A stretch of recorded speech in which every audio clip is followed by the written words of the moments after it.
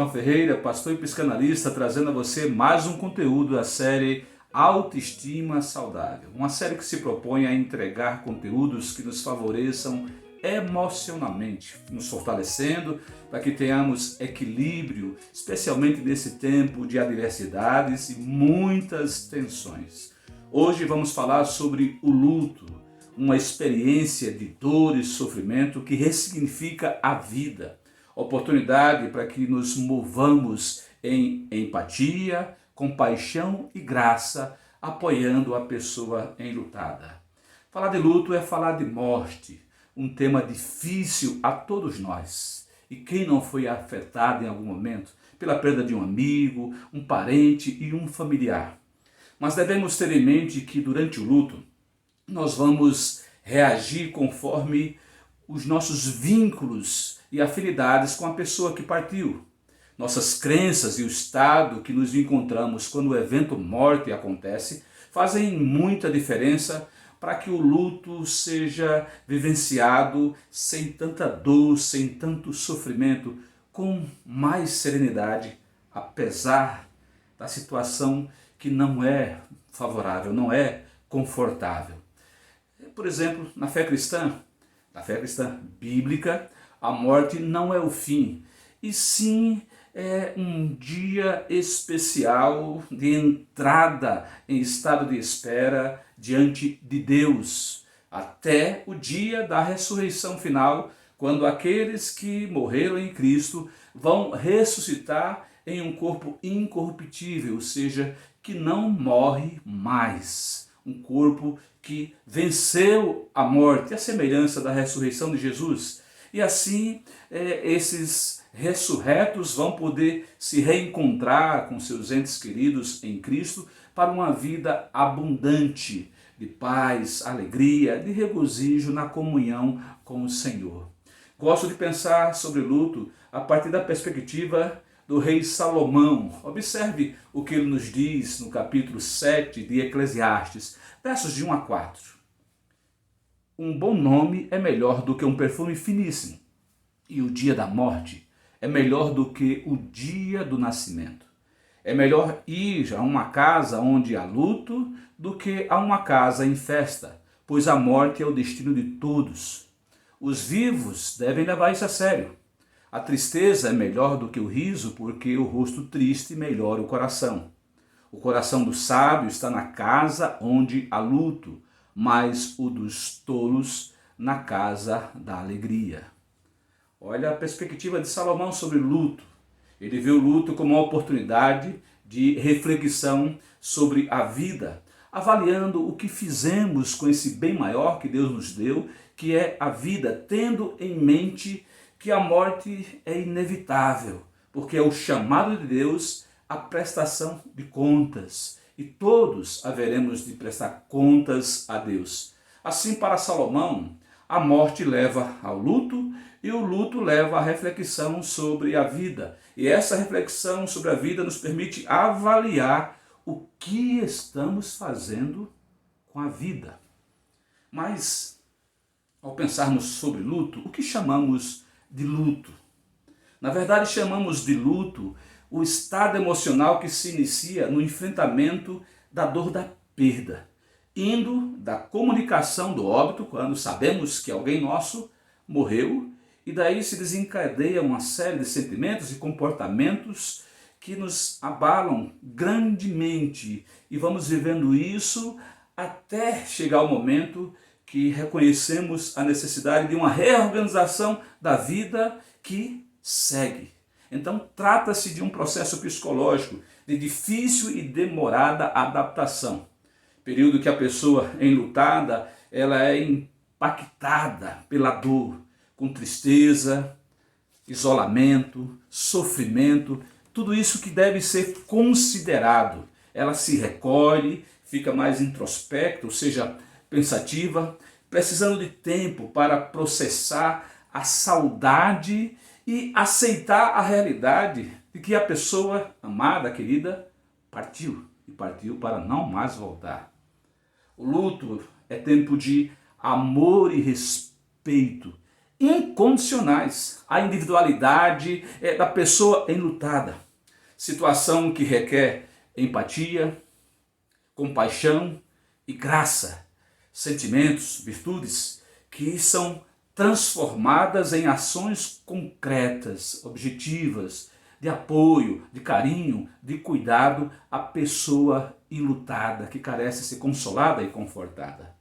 No luto, cada indivíduo, isso é muito importante frisar, reage de uma forma, a depender da sua estrutura emocional e vivências. Isso é muito valioso ressaltar. Portanto, não se deve impedir que o enlutado se expresse à sua forma. Repreender o enlutado não é oportuno, não é salutar, porque ele precisa viver todos os seus sentimentos de perda. Isso é essencial para que ele cumpra esse processo e fique saudável emocionalmente. Caso contrário, isso pode se manifestar mais tarde como experiências pós-traumáticas, e a pessoa vai se perceber doente emocionalmente porque não viveu o luto como deveria ter vivido. O luto é dor, sofrimento, é tempo para deixar sentir, sentir e deixar sentir. É bom pensar que a dor pede passagem de maneira forte, contundente, a emoção fervilha. Ela vai se manifestar de várias formas, indo da raiva ao choro, indo da indignação, da revolta, às alegrias com as boas lembranças que vão vir à tona de tudo que se viveu com aquele ente querido que partiu. Sabemos que a dor física pode ser atenuada, pode ser aliviada e até cessada com medicamentos. Porém, a dor do luto, ela requer um trato especial. Ela requer que cuidemos das nossas emoções e sentimentos que desembocam em comportamentos manifestando dor da alma. E essa dor, ela vai ser atenuada pela presença amiga de um ombro acolhedor, de um coração solidário, cheio de compaixão, pronto a compreender e pacientemente estar ao lado.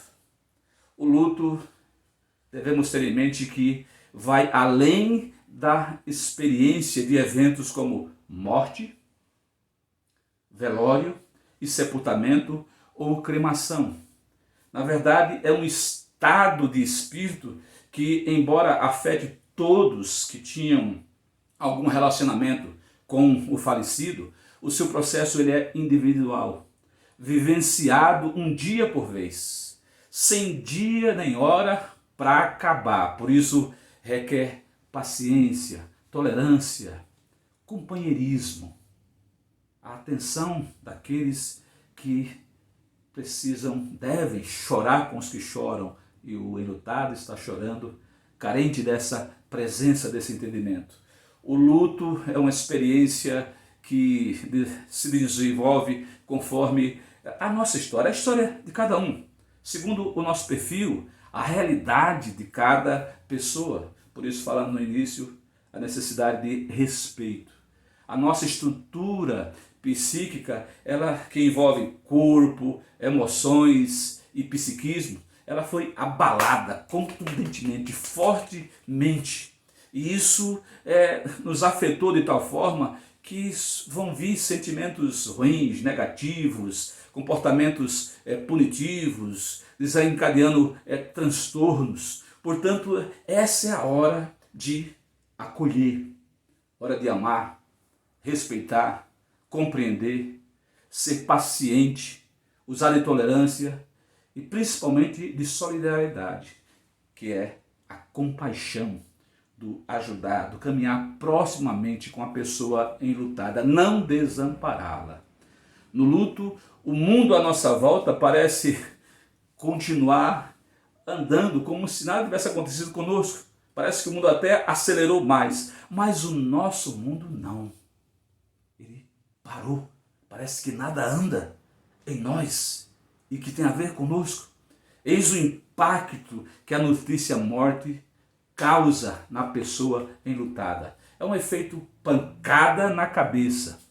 Faz-se necessário compreender que, ao receber a notícia morte, É natural ao enlutado sentir-se desorientado e por vezes em estado de torpor, como que letárgico, anestesiado, como quem perdeu os sentidos, está sem direção.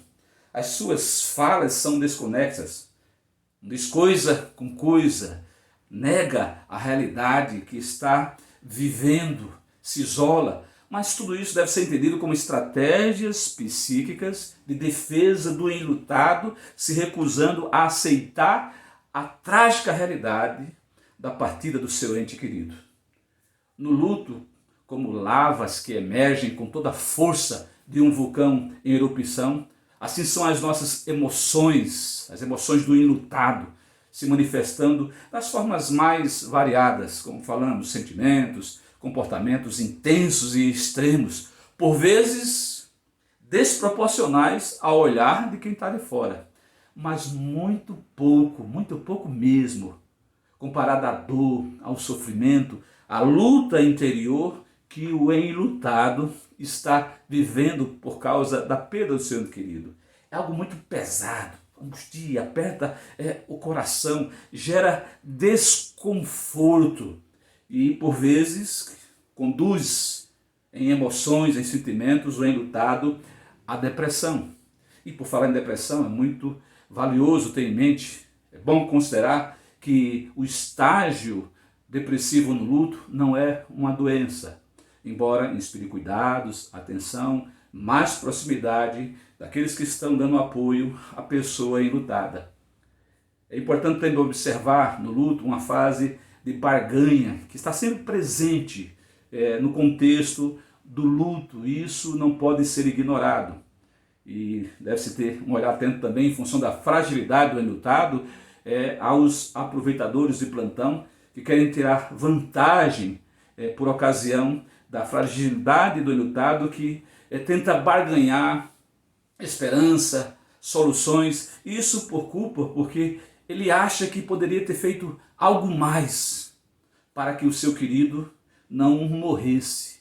E aqueles que estão em apoio devem se aproximar, porque é hora de se cercar de pessoas confiáveis. E os confiáveis estarem atentos ao estado de vulnerabilidade do enlutado para protegê-lo nesse sentido de quaisquer situações que acrescentem risco a um estado já tão frágil, tão debilitado que o enlutado se encontra, principalmente no começo. Devemos ter em mente que a ajuda deve ser no sentido de dizer: olha, tudo que poderia ser feito foi feito.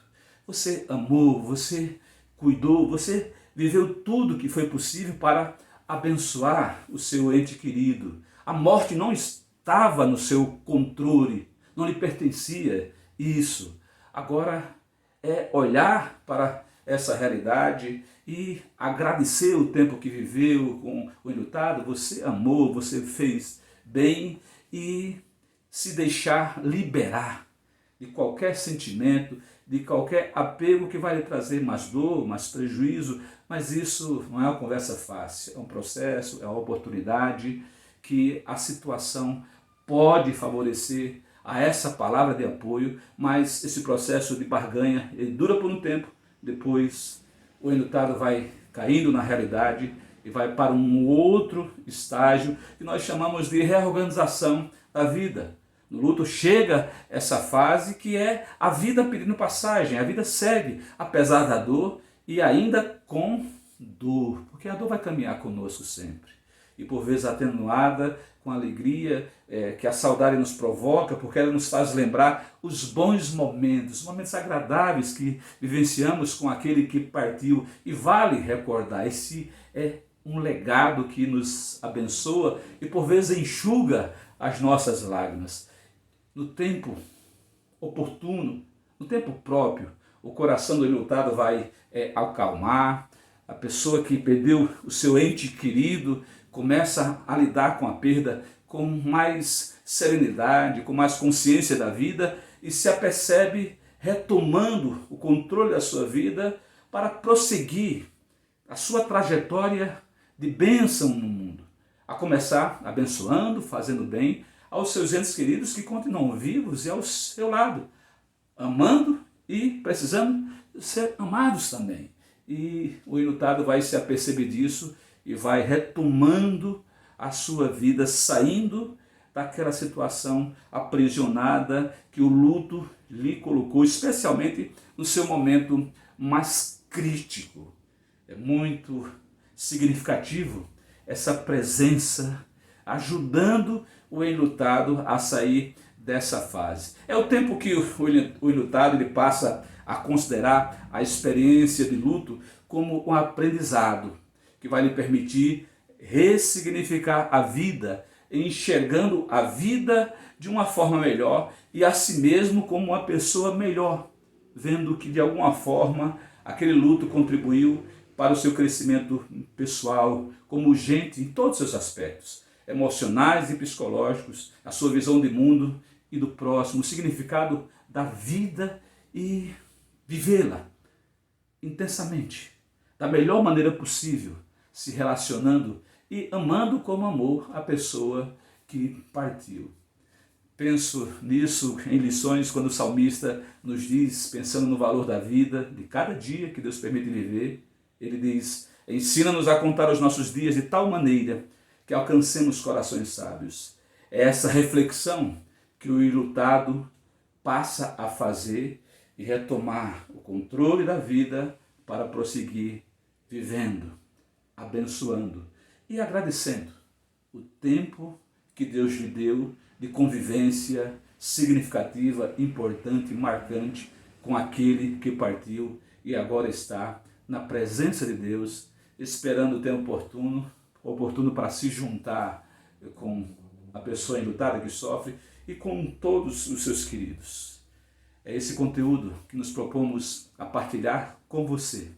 A você que se encontra enlutado, quero dizer a você meus sentimentos, meu carinho, minhas orações, que as consolações e o conforto dos remidos em Cristo sejam sobre você nesse tempo. Independente da fase do seu luto, saiba, você não está só. O olhar de Deus está sobre a sua vida. A você, meu amigo, minha amiga, que está sendo bênção de Deus, apoiando um enlutado em sua trajetória de dor e de sofrimento, que Deus lhe dê palavra de sabedoria, que Deus lhe permita também com ações concretas abençoar essa pessoa, fazendo coisas que de repente ela está impedida de fazer, mas que são importantes para a organização da sua vida. Que Deus lhe use como seu instrumento de empatia, compaixão e graça. Que Deus assim nos abençoe. E se esse conteúdo foi útil, a sua vida lhe abençoou, compartilhe com outros. Faça a gentileza de se inscrever no nosso canal e conhecer também os outros vídeos que nós temos com esse santo propósito de favorecer o equilíbrio emocional, psíquico e espiritual para que vençamos as aflições desta vida, entendendo que essa vida pode ser vivida na grandeza do amor de Deus, da paz, da harmonia, das virtudes que Ele nos concede para o enfrentamento das nossas lutas e desafios diários. Muito obrigado por esse tempo conosco e até o próximo conteúdo da série Autoestima Saudável.